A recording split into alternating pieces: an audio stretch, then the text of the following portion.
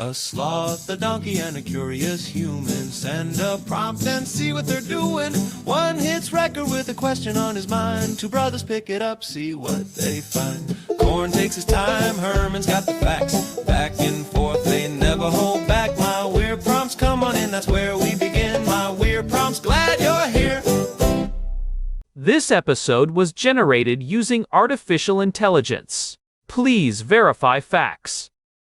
You know, Corn, this whole show runs on GPU compute, and we wouldn't be here without Modal. Seriously. And that's what powers all our text-to-speech. Everything you're hearing right now. They're an AI infrastructure platform. Developers use them to run GPU workloads in the cloud with zero infrastructure headache. If you're building anything with AI, check them out. Modal.com. Alright, we have a monster of a topic today. Daniel sent us a fascinating write-up about the data wall and the evolution of scaling laws. He basically asks, why isn't GPT-5 just GPT-4 with a bigger engine and more chrome? If the old mantra was bigger is better, why are we seeing this massive shift in how the biggest labs in the world actually build these models? He wants us to trace the path from the early optimism of the 2020 Kaplan laws to the cold, hard reality of the Chinchilla paper, and what it means for the future of AI engineering. It is the defining question of the current era, Corn. Honestly, if you understand the shift from 2020 to now, you understand why the AI industry looks the way it does. You understand why OpenAI is buying the archives of the Financial Times, and why Meta is training tiny models on trillions of tokens. It's all buried in the math of these scaling laws. Well, before we dig into the math and the data Hunger Games, I should mention that today's episode is actually being powered by Google Gemini 1.5 Flash. It's writing our script today, which is fitting considering we're talking about the models that come out of these massive labs. I'm Corn, by the way. And I'm Herman Poppleberry. And Corn, you hit on it right at the start. For a long time, the vibe in AI was very more is more. If you wanted a smarter model, you just added more parameters. It was like building a bigger brain and assuming intelligence would just follow.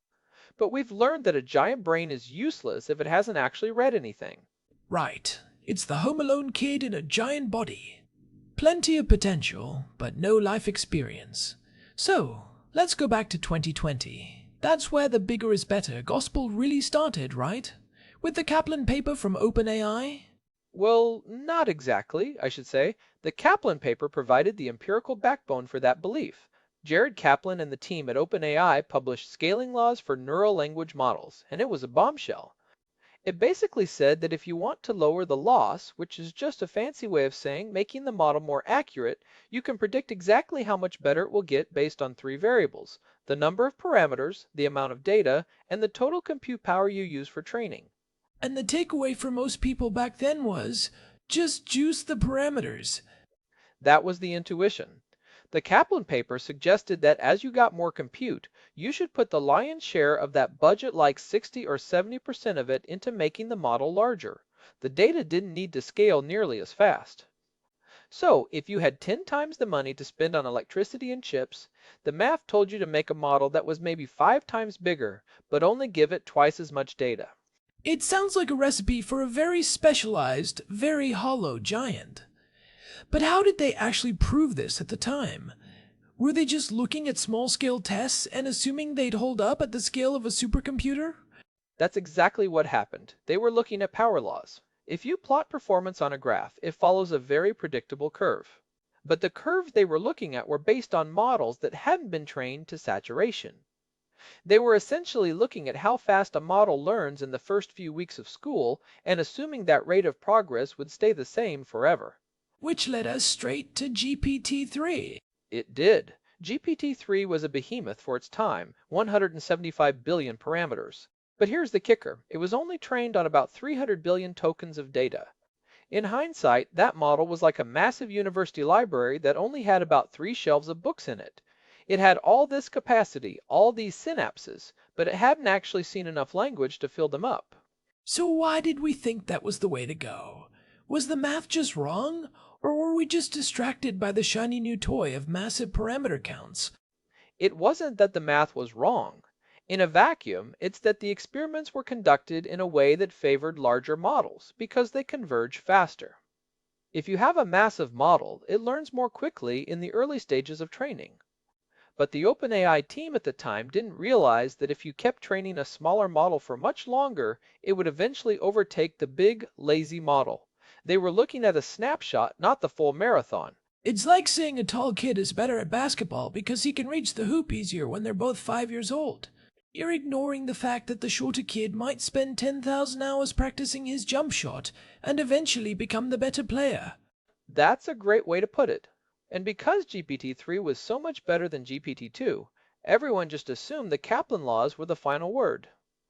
We saw this arms race of parameter counting. People were talking about trillion parameter models, 10 trillion parameter models. It was a spec sheet war. But wait, if everyone was following Kaplan, why didn't we see the wheels fall off sooner? Did GPT-3 actually feel empty to the users back then? Not really, because compared to what came before, it was a miracle. But researchers started noticing diminishing returns. You double the size of the model, spend 10 times the money, and it would only be, say, 5% better at logic. That's when people started suspecting that the parameter-first approach was hitting a wall of inefficiency. Until 2022. Enter the Chinchilla paper. I love the name, by the way. It sounds so much less intimidating than massive neural network architecture. It's a classic DeepMind move. They named the model Chinchilla to follow their trend of animal names, but the paper itself. Training compute optimal large language models changed the entire trajectory of the field. Jordan Hoffman and the team basically went back and redid the Kaplan experiments, but they did them much more rigorously. They trained over 400 models of different sizes on different amounts of data to see where the actual sweet spot was. And what did they find? I'm guessing it wasn't make the model bigger. It was a total pivot. They found that for every doubling of your compute budget, you should scale the model size and the data size equally, 1 to 1, not the 5 to 1 ratio Kaplan suggested. Wow. So if I have double the chips, I give the model double the brain cells and double the books. Precisely. And they derived a rule of thumb that is now legendary in AI engineering, the 20 token rule, to be compute optimal, meaning you are getting the absolute most intelligence out of every dollar you spend on electricity. You need about 20 tokens of training data for every single parameter in the model. Wait, let's do the math on GPT-3 then. 175 billion parameters. If we follow the Chinchilla rule, how much data should it have had? It should have been trained on at least 3.5 trillion tokens. But remember, it was only trained on 300 billion. GPT-3 was undertrained by a factor of more than 10. It was a massive, empty vessel. That's wild. So when DeepMind built the Chinchilla model itself, they went the other direction, right?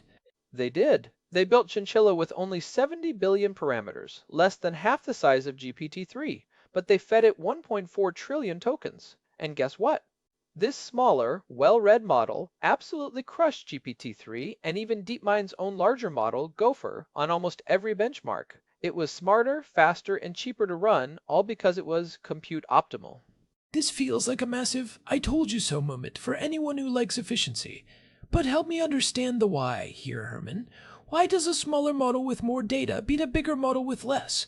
If I have more parameters, shouldn't the model have a higher ceiling for what it can learn?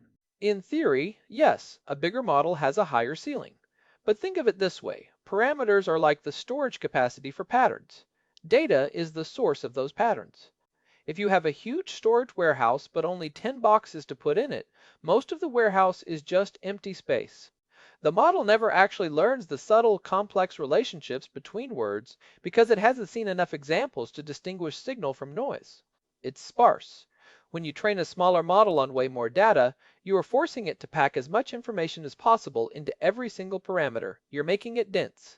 It becomes a much more efficient representation of the world.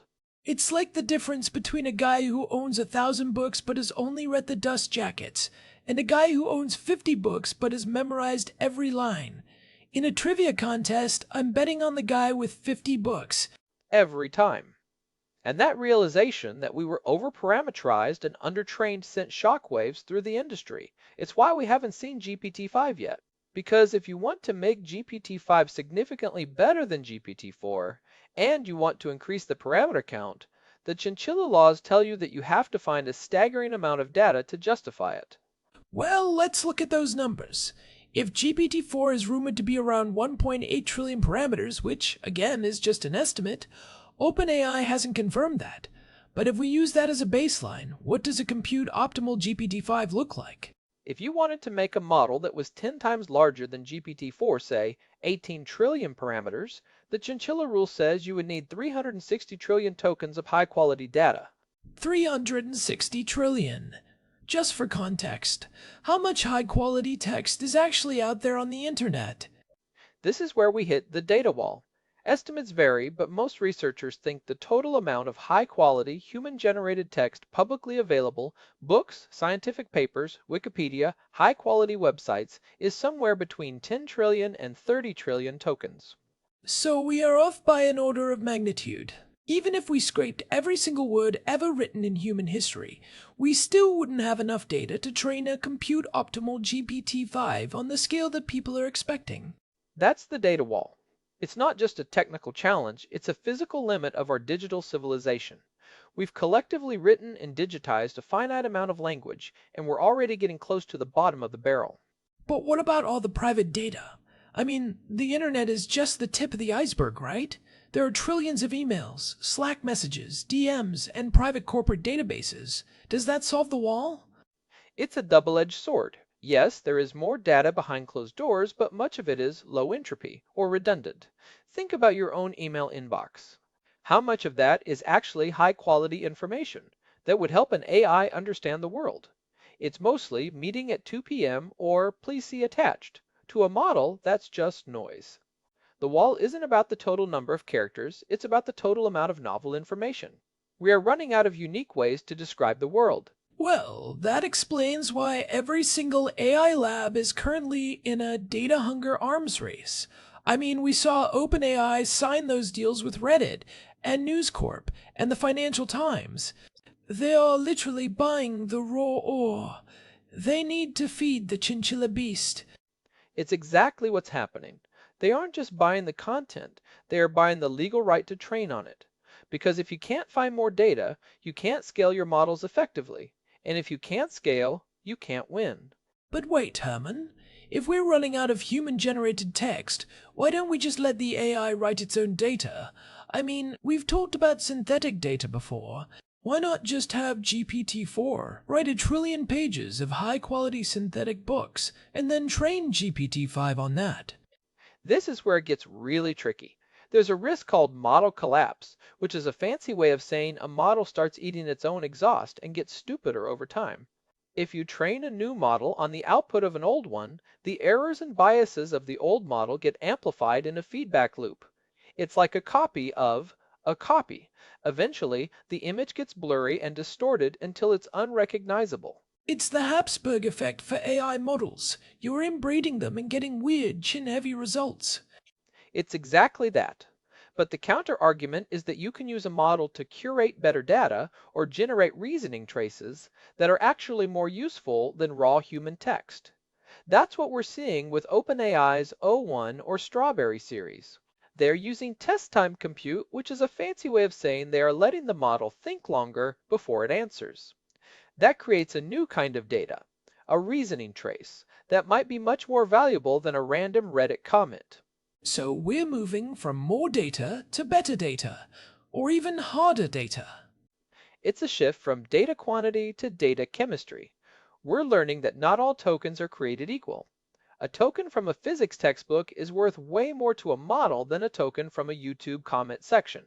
So, instead of just hoovering the entire internet, labs are now focused on data curation, finding the highest quality, most information-dense data possible, and training on that. Does this mean we might see models get smaller in the future? If we find the perfect curated data set, could a 10 billion parameter model beat GPT-4? We are already seeing hints of that. Look at models like Phi-3 from Microsoft. It's tiny, but it punches way above its weight because it was trained on textbook quality data. The goal is to reach the same level of intelligence with a smaller footprint. If you have the perfect curriculum, you don't need 1 trillion parameters to store it. But back to the compute optimal thing. Does this mean the Kaplan laws were just dead? Like, should we all just stop making big models and focus on tiny, perfect ones? Not exactly. The Kaplan laws aren't wrong. They still describe the relationship between size, data, and compute. It's just that Chinchilla refined the optimal path. But here's where it gets even more interesting. There's a difference between compute optimal and inference optimal. Inference optimal. That sounds like the usage phase, right? When we actually ask the model a question? Compute optimal, Chinchilla, tells you the most efficient way to train a model. But once you've trained it, you have to run it. And a massive model like GPT-4 is incredibly expensive to run. Every time you ask it a question, you are firing up trillions of parameters. So if I'm Meta and I want to give Llama to everyone in the world for free, I care way more about how much it costs to earn than how much it costs to train. That's the inference optimal pivot. Meta's Llama 3 is the perfect example. They released an 8 billion parameter model and a 70 billion parameter model. According to Chinchilla, they only needed to train the 70 billion model on about 1.4 trillion tokens. But Meta trained it on 15 trillion tokens. 15 trillion. That's more than 10 times the optimal amount. Why would they burn all that extra electricity if they didn't have to? Because they weren't trying to be efficient during training, they were trying to be efficient during use. By overtraining that 70 billion parameter model, they made it as smart as a much larger model. Now, every single time someone uses Llama 3, Meta saves money because they are running a smaller model that has been supercharged by all that extra data. It's like a chef who spends 24 hours slow cooking a brisket so that it melts in your mouth in 2 seconds. It's a huge investment of time and energy up front, but the final experience is much better. It's a pre-computation of intelligence. You are burning as much electricity as possible during the training phase to bake as much knowledge as possible into a small, portable model. That's the future of AI engineering, not just bigger is better, but denser is better. So, let's circle back to Daniel's question. Why isn't GPT-5 just GPT-4 with more parameters? Because if they just added parameters without also finding a massive, unprecedented source of high-quality data, they would be building a bigger, more expensive model that wasn't actually smarter. They would be moving away from the Chinchilla optimal line. It would be a step backward in engineering efficiency. GPT-5 has to be a leap in how they use data, not just how much good data they use. This makes me think about the System 2 stuff you mentioned, the OpenAI o1 models. If we can't find more raw data on the internet, maybe the path to GPT-5 level performance is actually through reasoning rather than memorization. That's exactly what the test time compute shift is all about. Instead of just scaling the brain parameters or the library data, we're scaling the thinking time inference compute. We're saying, okay, you've read all the books, now take 5 minutes to actually solve this math problem instead of just guessing the next word. It's the show your work phase of AI. It is. And that work, those reasoning traces, become a new kind of high-quality data that can be fed back into the next generation of models. It's a way to bypass the data wall by letting the AI generate its own thinking data. But does that actually solve the problem of new knowledge? I mean, if the AI is just reasoning, based on what it already knows, can it ever discover something truly new? Like a new law of physics? Or is it just rearranging the furniture? That is the multi-billion-dollar question. Some argue that reasoning is a form of discovery. When a mathematician proves a new theorem, they aren't necessarily looking at new data from the outside world. They are finding new connections within the logic they already possess. If AI can do that, it can effectively generate its own progress. So, for the AI engineers out there, what's the takeaway? If I'm building a model today, should I be obsessing over parameter counts, or should I be out there literally hunting for data like a treasure hunter? You should be a data alchemist. The era of brute force scaling is over. The secret sauce now is in the curation, the filtering, and the data chemistry of your training set. If you can find a way to make your data 5% more information dense, that's far more valuable than adding 5% more parameters. And if you're deploying a model, you have to think about that inference optimal trade-off. Is it worth overtraining a smaller model to save money on your cloud bill later?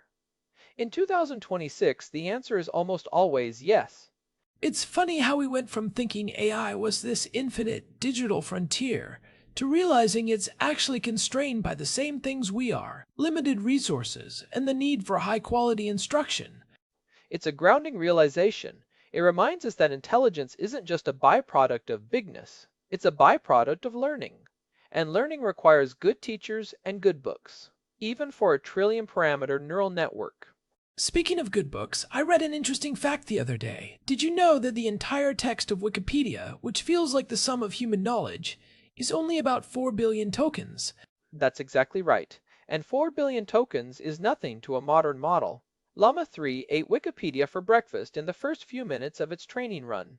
It shows you how small our collective written knowledge actually is when compared to the appetite of these machines.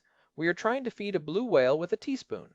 Well, before we wrap up, I should mention that if you're enjoying this deep dive into AI engineering, you should check out episode 1839, AI's Data Kitchen, From Hoovering to Fine-Tuning.